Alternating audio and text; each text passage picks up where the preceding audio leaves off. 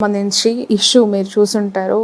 సాక్షాత్తు చంద్రబాబు నాయుడు ఆంధ్రప్రదేశ్ ముఖ్యమంత్రి తిరుపతి లడ్డూకి సంబంధించిన చేసిన కమెంట్స్ చాలా వైరల్గా మారాయి.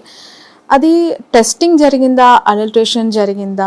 మీకు తెలిసిన ఇన్ఫర్మేషన్ దీన్ని ఎలా చూడాలి? ఎందుకు అంటే అధికార పార్టీ, ప్రతిపక్ష పార్టీ ఎన్నో ఆరోపణలు చేసుకుంటారు, ఎన్నో విమర్శలు చేసుకుంటారు, తర్వాత వాటిని దులిపేసుకునే వాళ్ళు దులుపుకుంటారు, అవి ప్రూవ్ అవుతూ ఉంటాయి, అవి వార్తల్లో భాగం. కానీ ఎంతో మంది కోట్ల అభిమానుల్ని సంపాదించుకున్న దేవుడికి సంబంధించిన ప్రసాదం లడ్డూలో ఇలా జరిగిందా అనే ఆందోళన ఎఫెక్ట్ పడేది తిరుపతి పైనే కదా. ఆ తిరుమల లడ్డూని కొనాలంటే ఇప్పుడు అందరూ ఈ సేఫేనా అని ఆలోచించే పరిస్థితి. అది ఎగబడి కొనుక్కునే దగ్గర నుంచి ఈ రోజు స్టాల్స్ లో ఎవరు కొనలేని పరిస్థితికి వచ్చేసింది. దాన్ని ఎలా చూడాలంటారు?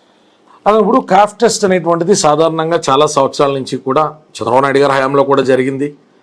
అక్కడ లడ్డూకి ప్రపంచవ్యాప్తంగా ఉన్నటువంటి ఆదరణను కాపాడడం కోసం ప్రతి ప్రభుత్వంలో కూడా, అది కాంగ్రెస్ ప్రభుత్వం, టీడీపీ ప్రభుత్వం, వైఎస్ఆర్ కాంగ్రెస్ ప్రభుత్వం అని కాకుండా ప్రతి ప్రభుత్వంలో కూడా అశేషమైనటువంటి ఆ దేవదేవుడికి సంబంధించినటువంటి ఆ మహాప్రసాదం యొక్క విలువని, ఔన్నత్యాన్ని, అలాగే దానికి ఉన్నటువంటి ప్రాశస్త్యాన్ని కూడా కాపాడడం కోసం, ఆ పవిత్రతను నెలకొల్పడం కోసం అందరూ కృషి చేశారు. అయితే ఇక్కడ గౌరవ ముఖ్యమంత్రి నారా చంద్రబాబు నాయుడు గారు చేసినటువంటి ఎలిగేషన్స్ అనేటువంటివి చాలా ఆందోళన కలగజేసినాయి. దేశవ్యాప్తంగానే కాకుండా ప్రపంచవ్యాప్తంగా ఉన్నటువంటి శ్రీనివాసుని యొక్క భక్తులందరినీ కూడా ఒక్కసారిగా గుండె దడక గురి చేసినాయి. కాబట్టి నేను చెప్పేదల్లా ఏంటంటే, అభియోగాలు ఎలా ఉన్నా కూడా ఒక సిట్టింగ్ జడ్జి ద్వారా జ్యుడిషియల్ కమిషన్ ఏర్పాటు చేసి ఖచ్చితంగా శిక్షార్హులు, ఎందుకంటే వైవి సుబ్బారెడ్డి గారి సమక్షంలో జరిగితే, ఇంకొక ఎవరైనా కూడా బోర్డు మెంబర్కి తెలిసి జరిగితే వారందరినీ కూడా ఫస్ట్ ఇమీడియట్గా డీటైన్ చేయాలి, ఇన్వెస్టిగేషన్ చేయాలి. అవసరమైతే జగన్మోహన్ రెడ్డి గారి పరిధిలో ఉందంటే జగన్మోహన్ రెడ్డి గారిని కూడా విచారించాలి. అయితే ఇవన్నీ జరగడానికి ముందు ఏం చేయాలమ్మా? ఖచ్చితంగా సీసీటీవీ కెమెరాస్ ఉంటాయి. మనందరికీ తెలుసు, తిరుమల తిరుపతి దేవస్థానం అనేటువంటిది ఒక దశాబ్ద కాలంగా nook to corner CCTV cameras అనేటువంటి అమర్చడం జరిగింది.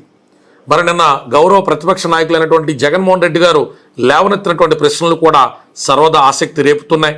ఆయన చెప్పేదల్లా ఈ కాఫ్ టెస్ట్ అనేటువంటిది ఏదైతే రొటీన్ మేనర్లో ఒక 14 టన్నులో 15 టన్నులో స్వామివారి ప్రసాదం కోసం వచ్చేటువంటి నెయ్యి ఉంటుందో, ఆ ఆవు నెయ్యిని పరీక్షించిన తర్వాతే లోపల పంపుతాం కదా.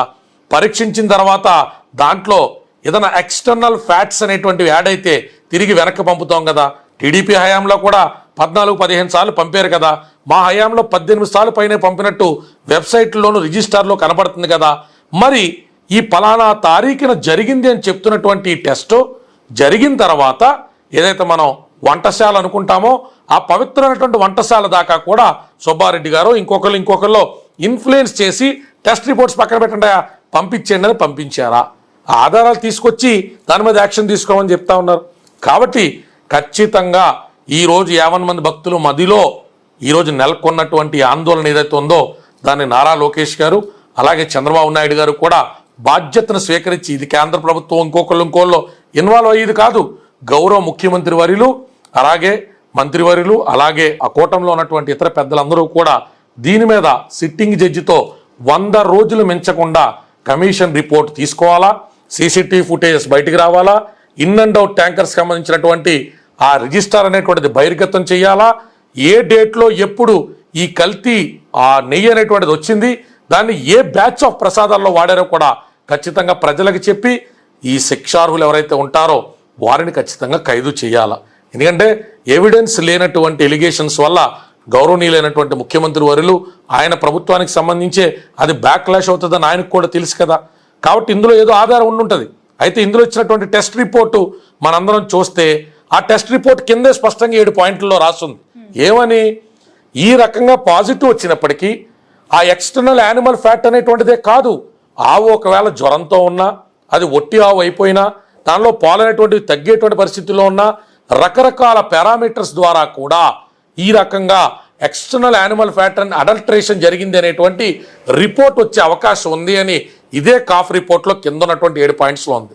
మనప్పుడు నేను నిపుణులతో చర్చించినప్పుడు ఏం చెప్తున్నారు? స్పెసిఫిక్గా బీఫ్కి సంబంధించినటువంటి ఆ ఫ్యాట్ అనేటువంటిది కలిపారా, లేదా ఇంకేదైనా వెజిటేబుల్ ఎక్స్ట్రాక్ట్ నుంచి కలిపారా, ఇది నెయ్యగా మారడం కోసం కృత్రిమంగా దీని అడల్ట్రేషన్ కోసం ఏ విధమైన ఇంగ్రీడియంట్స్ కలిపారు, ఎలా మలినం చేశారు అనేటువంటి విషయాన్ని రాబట్టడానికి మోర్ స్పెసిఫిక్ టెస్ట్స్ అవసరం అని చెప్తున్నారు. సో మనకి నేషనల్ సైన్స్ ల్యాబొరేటరీస్ ఉన్నాయి, ఫోరెన్సిక్ ల్యాబొరేటరీస్ ఉన్నాయి. ఖచ్చితంగా ఆ ల్యాబొరేటరీ సహాయంతో అడ్వాన్స్డ్ టెస్ట్ ద్వారా ఈ శాంపుల్స్ కలెక్ట్ చేసినటువంటి ట్యాంకర్ ఇన్ఫర్మేషన్ కానించి ఆ శాంపుల్స్లో ఉన్నటువంటి స్పెసిఫిక్ అడల్ట్రేషన్ రీజన్ అయినటువంటి ఇంగ్రీడియంట్ని ఫైండ్ అవుట్ చేయాలా. ప్రజల మదిలో ఆ లడ్డూను చూసినప్పుడు కలిగేటువంటి ఆ మహోన్నతమైన పవిత్రతని తిరిగి నెలకొల్పడంలో ప్రస్తుత ప్రభుత్వం చిత్తశుద్ధిగా వ్యవహరించాలి. ఓకే, ఈ ఎస్పెషల్లీ గతంలో కూడా అనేక సార్లు అనుమానాలు వచ్చాయి. ఎవరు ఇంత పెద్ద స్టేట్మెంట్ అయితే ఇవ్వలేదు. ఎందుకు అని అంటే అది పవిత్రత ప్లస్ సెంటిమెంట్, ఎమోషనల్ బాండింగ్ అది శ్రీనివాసుడితో మీరు అన్నట్లుగా కూడా. బట్ ఇప్పుడు ప్రతిపక్ష నాయకుల వల్లనే, వాళ్ళు పట్టించుకోకపోవటం వల్లనే ఇలా జరిగింది అనేది మరీ చంద్రబాబు గారు చెప్తూ ఉన్నమాట. సార్, ఇప్పుడు టెస్టింగ్ జరుగుతుంది, బట్ జరిగిన తర్వాత ఎవరైనా వ్యక్తుల వల్ల ఇదేమైనా జరిగి ఉంటుందా అనే అనుమానాలు కూడా చాలా మందికి కలుగుతూ ఉన్నాయి. వాళ్ళు బయట తీయాల్సిన బాధ్యత ఎవరిదమ్మా? ప్రభుత్వం అనేదే కదా. ఎవరు ఇన్వెస్టిగేషన్ ఏజెన్సీస్ అన్ని వాళ్ళ చేతిలో ఉన్నాయి కదా. అసలు రాజకీయాలకు ప్రమేయం లేకుండా హిందూ దేవాలయాలు అనేటువంటివి అటానమస్గా అక్కడ ఉన్నటువంటి భక్తుల యొక్క సంరక్షణలో ఉండేటువంటి రోజు రావాలని నేను మనస్ఫూర్తిగా కోరుకుంటానమ్మా. ఈ రకమైన రాజకీయ రంగులు అనేటువంటివి, భక్తి అనేటువంటిది ఒక మనిషికి సంబంధించినటువంటి బలహీనతే కాదు, ఒక మనిషికి సంబంధించిన బలం కూడా. ఆ పారవస్యంలో మనిషి తనకు ఉన్నటువంటి కష్టాలు మర్చిపోతాడు, కర్మ సిద్ధాంతాన్ని నమ్ముతాడు, దేవుడే కాపాడుతాడు అనుకుంటాడు, దైవ ప్రసాదాన్ని పునర్జన్మకి దారి తీసేటువంటి దానిగా, పాప ప్రక్షాళన చేసేటువంటి సాధనంగా భావిస్తాడు. అటువంటి ప్రసాదాల చుట్టూ కూడా రాజకీయాలు సాగేటువంటి పరిస్థితి ఈ రాష్ట్రంలోనే కాదు, ఏ రాష్ట్రంలో ఉన్నటువంటి ఏ దేవాలయానికి సంబంధించినటువంటి భక్తుడికి కూడా రాకూడదని మనస్ఫూర్తి కోరుకుంటాం. ఇక్కడ ఏది నిజం ఏది అబద్ధం అని తేలేటువంటి లోపల ఒక భక్తుడికి సంబంధించినటువంటి మనోభావాలే కాకుండా భక్తి భావనే పూర్తిగా అడుగంటిపోయేటువంటి పరిస్థితి, భయంతో నిండిపోయేటువంటి పరిస్థితి. కాబట్టి సత్వరం ఇప్పుడున్నటువంటి ప్రభుత్వం తీక్షణమైనటువంటి చర్యలు తీసుకోవాలా. 8 మంది సభ్యులతో 2 ఎమ్మెల్యేలు 2 ఎంపీలు కూడా అందులో ఉండేటట్టుగా ఒక సిట్టింగ్ జడ్జితో పాటు అవసరమైతే ప్రతిపక్షానికి సంబంధించినటువంటి ఎమ్మెల్యేలు కూడా అందులో సభ్యులు చేసి నిజాన్ని నిగ్గు తేల్చాలా. 3 నెలల పట్టినవ్వండి, 6 నెలల పట్టినవ్వండి, విషయానికి సంబంధించి వివరణ అయితే మాత్రం రావాలా. తప్పు చేసినటువంటి వ్యక్తులు దొరికితే మాత్రం కఠినాతి కఠినమైన శిక్షలు మరొకసారి ఏడుకొండల వెంకటేశ్వర స్వామి వైపు చూడకూడనటువంటి పరిస్థితుల్లో శిక్షించబడాలి. ఈ జానీ మాస్టర్ కేసుకి సంబంధించి పొలిటికల్ ఇంటర్ఫియరెన్స్ అవ్వచ్చు, ఇండస్ట్రీలో కొంత పెద్ద హీరోల ఇన్వాల్వ్మెంట్ ఉంది. ఈ కేసులో వెనక ఉన్నది టాప్ హీరో లేడీ కొరియోగ్రాఫర్కి పాట ఇవ్వటం వల్లనే జానీ మాస్టర్ వద్దు అన్నారు.